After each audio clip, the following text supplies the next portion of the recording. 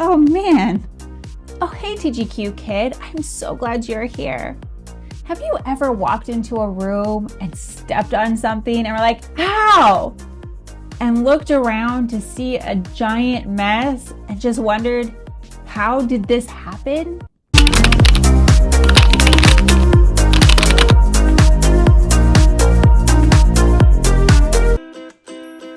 Well, that happened to us last week. We had been out on a fun family adventure and had gotten home. Priya kicked off her shoes, ran inside, and all of a sudden we hear an ow! And the poor little thing just starts crying because she had stepped on a Lego that got left out.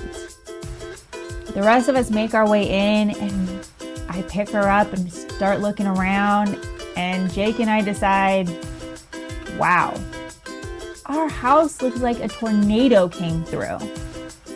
And we can't have it like this.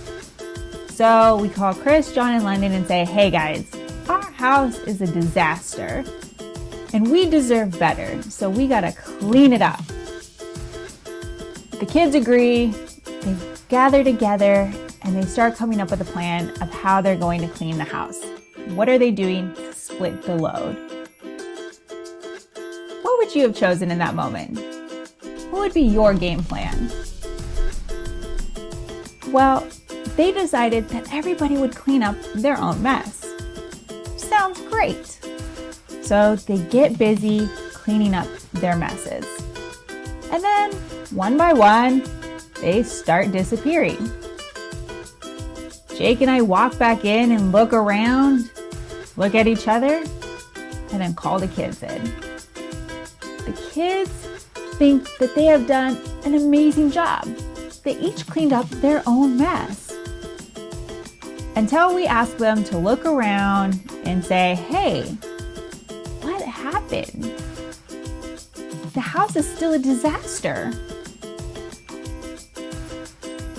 What do you think happened, TGQ kid? How could they have cleaned up their own part, but then still left a disaster behind? Well, let's break it down and see if we can figure out what happened together. Okay, so London runs in to go clean her spot, right? She had art supplies, books, pencils, markers, all this stuff out. She goes over and she's cleaning that up. She gathers the books, takes them over to where they go, stacks them in a nice clean pile, goes back to her stuff, decides to take off her socks and shoes, throws them off to the side, gathers her art supplies and puts them away. And then says, hey, I cleaned up my art stuff.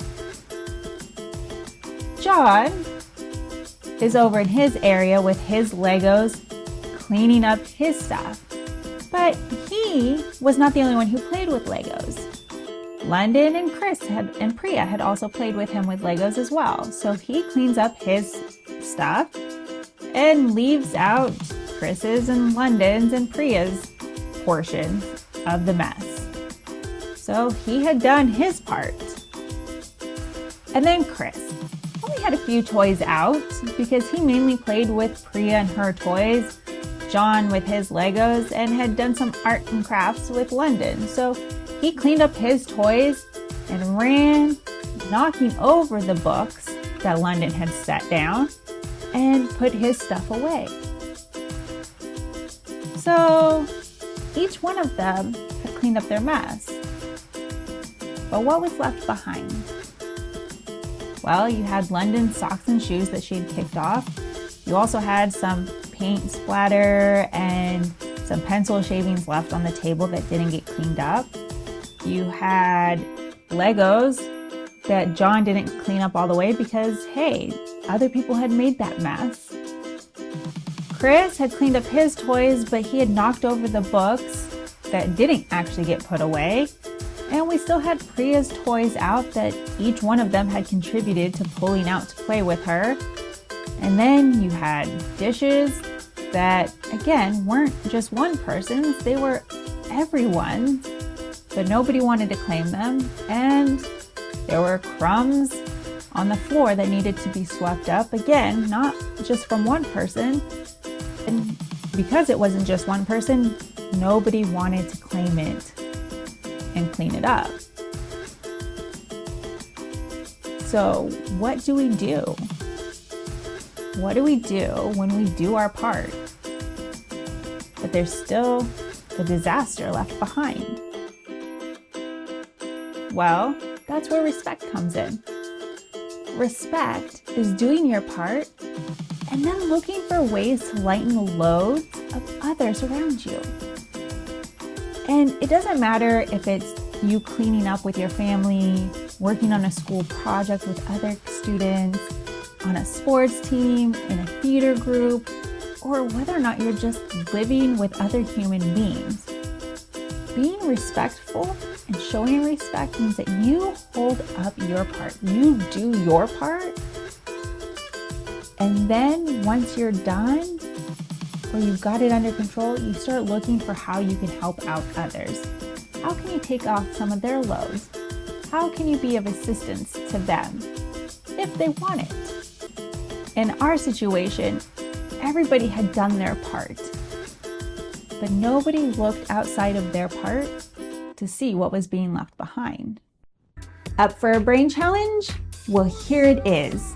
Situation number 1. Let's see what you do.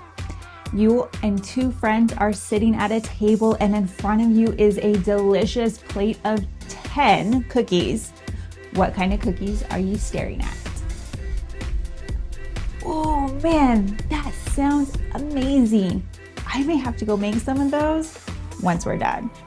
But as challenging as that question can be, that's not actually our challenge question. Our challenge question is, how many cookies do each of you get? Yes, you each get 3 cookies, and they are delicious and amazing. Your bellies are so happy. But what do we spy there on the plate? 1 more cookie. Well, what happens to that last cookie? That is up for you and your friends to decide. Maybe you decide to split it in 3 ways, or maybe you decide to save it for later or give it to somebody else. Either way, it's up to you on what happens to that last remaining cookie. Okay, next situation. You and your bestie are out shopping. You have $29 to spend between the 2 of you on some awesome, amazing finds. So how much can each of you spend without going over that $29? Yes, each of you can spend $13. But does that use up all 29? No, you should have a remaining balance of $3 to use to either get a snack later or for a future shopping adventure. Okay, here's another one. You and 3 other friends are in a classroom by yourselves, and you made a mess, all of you. And you are scrambling to clean up the mess before the teacher walks in. There are 18 items on the floor, so you each decide to pick up the same amount to make sure it's even and fair. How many items are each of you picking up? Yes, each of you are picking up 4 items. No big deal, right? Except when the teacher walks in, they notice, there are 2 things left out on the floor. Whose responsibility were those 2 things? Okay, final situation. You are playing a game of man call and you're setting it up. You have 12 cups to fill and you have 60 gems to fill each cup with. So, how many gems go into each cup? 5. 5 gems for each cup so that every cup has the same amount. Nothing is left over. And wouldn't it be amazing if that's how life worked all the time? Everything just worked out, everything was even and fair. But as we all know, life isn't always fair. And a lot of times there are things that get left over. In math, we call those remainders. And even though they're not the main number, they still matter. And we still have to account for them. And that's the same thing in life. Just because things don't split out evenly doesn't mean that they don't matter or that they don't exist. And sometimes we appreciate that, like in our shopping adventure, or other times when it comes to cleaning up, maybe we're trying to push off those remainders to be somebody else's problem. But remainders matter, whether in math or in life. And somebody has to account for them. Okay, TGQ kid, you know what time it is. Let's bring it in and lock this down. Say it with me. I am a TGQ kid. I train daily to become better. I stay grounded in who I am, and I'm quick to do the right thing. That was awesome. And always remember, TGQ kid, that you are perfectly, uniquely you. And the world wouldn't be whole without you.